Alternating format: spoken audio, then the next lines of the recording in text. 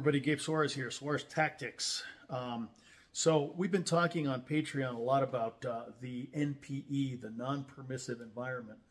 Yeah, it's a term that came about from the intelligence community.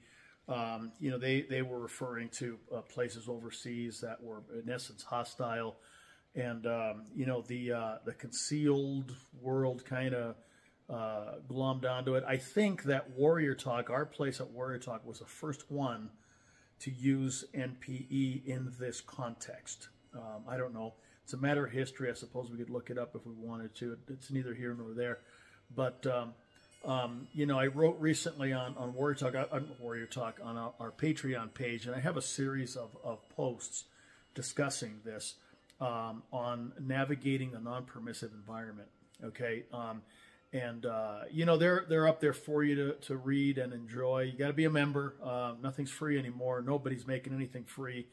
But we do put out a lot of good content, a lot of good information and videos like this. So if you're interested in expanding your knowledge base and so on, join us, patreon.com/Suarez Tactics.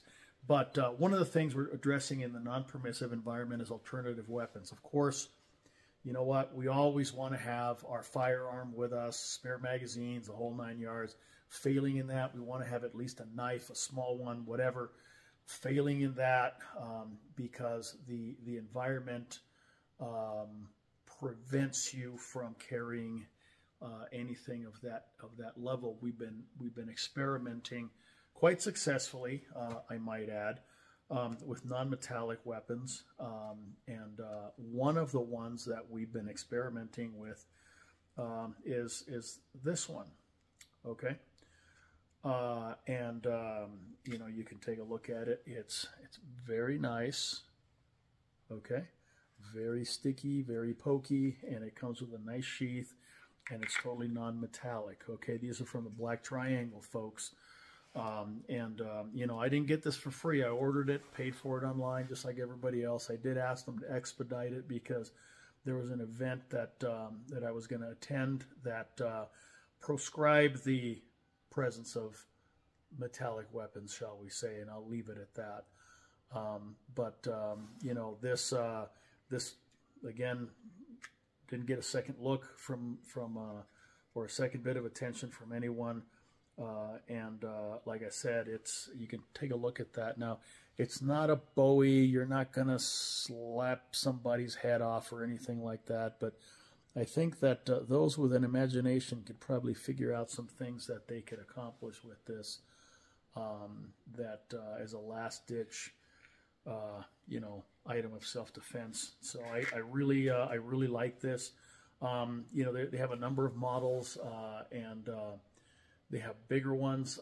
Again, if you're gonna carry in those type of environments, get something small as possible. Okay, this is about $100. Okay, so it's not cheap, but if it's something that you're going to need, it's something you're going to need. Now, a lot of these, I call them kind of sticky pokies.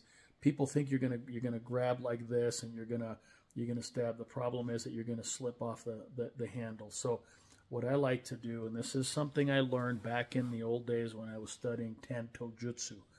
Yeah, it's a thing. It's basically Japanese knife fighting. And what they do is they'll use the palm as a brace because most Japanese knives don't have a guard, okay? So, you grab it like this, okay? And you can use it however you need to, whether it's a full fist or whatever, but you're bracing it on the meat of the hand here in order to drive it home. And if you're using reverse grip, okay, again, cap the thumb over the top, all right, so that you can use it as necessary. Now, obviously, you're not going to be eviscerating anyone with something like this, so you're going to be targeting the vulnerable areas around the neck, face and stuff like that. Okay, that would be my thought process on using these guys. So anyway, again, Black Triangle guys, you can find them online. Really, really good stuff. Very covert, very sneaky.